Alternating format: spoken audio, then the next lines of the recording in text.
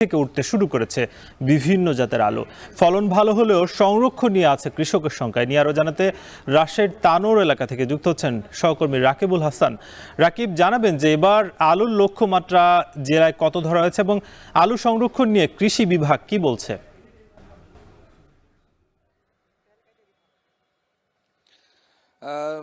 সাকিব, আসলে এবারে রাজশাহীতে অন্যান্য বারের মতো যেমন আলুর উৎপাদন আমরা লক্ষ্য করছি, সেটি হচ্ছে বরাবরই যেমন আসলে আলুর উৎপাদন হয় ঠিক তেমনটাই। এবারে প্রায় 38,800 হেক্টর জমিতে আলুর চাষ করেছে কৃষক। সেক্ষেত্রে যেটি আসলে দেখা যাচ্ছে যে বিস্তীর্ণ মাঠ জুড়ে কিন্তু একেবারে সবুজ অবস্থা।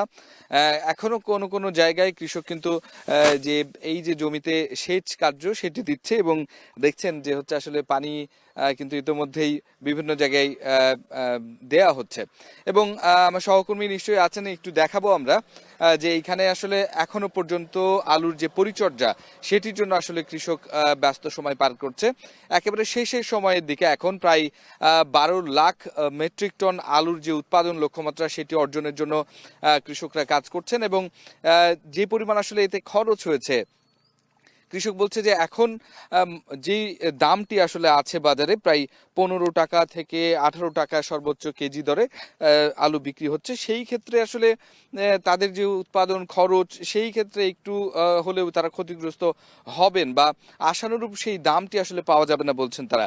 অন্যদিকে স্থানীয়ভাবে রাজশাহীতে প্রায় 4টি উপজেলাতে যে আলু সবচেয়ে বেশি চাষ হয় এবং সেখানে যে কোল্ড স্টোরেজ আছে, সেই কোল্ড স্টোরেজ মালিকদের সাথে কিন্তু আলু যারা চাষি এবং ব্যবসায়ী তাদের কিছু মতানৈক্যর জায়গা তৈরি হয়েছে আলু সংরক্ষণের জন্য। তো সেই ক্ষেত্রে সাকিব, এখন পর্যন্ত যেটি আসলে তারা বলছেন যে আলু খুব একটা বেশি তারা সংরক্ষণ করতে পারবেন না, যার কারণে এইটি আসলে বাজারে ছেড়ে দিতে হবে বা কোনোভাবে বেশি দিন সংরক্ষণ করতে পারবেন না বলেই আসলে এটির দামও কমতে থাকবে। সুতরাং গেল বছরে আসলে যেই পরিমাণ আসলে লক্ষ্যমাত্রা নিয়ে যেভাবে আসলে বিনিয়োগ করে এই আলু চাষ করেছেন কৃষকরা, সেই তুলনায় কিন্তু এই বছরে সংরক্ষণ সুবিধার অভাবে বা সংরক্ষণ করতে না পারার কারণে সে আলুর দামটি তারা পাবেন না এবং একই সাথে দুই দিক থেকে আসলে তারা ক্ষতিগ্রস্ত হবেন বলে আমাদেরকে জানিয়েছেন।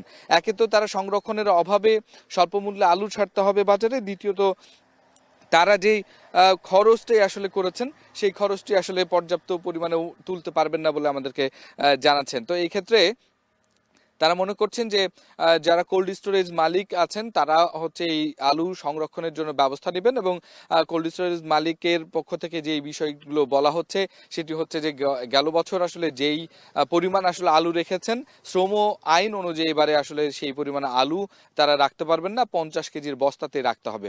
তো সব মিলিয়ে আসলে আলুর যে উৎপাদন সেটি যেমন আসলে লক্ষ্যমাত্রা অর্জন হলেও আসলে দাম না পাওয়ার কারণে ক্ষতিগ্রস্ত হবে কৃষকরা। তো রাজশাহী থেকে এই ছিল আমার কাছে সর্বশেষ। সাকিব, রাজশাহীর ক্ষেতে আলু উঠছে সে খবর জানাচ্ছিলেন সহকর্মী রাকিবুল হাসান।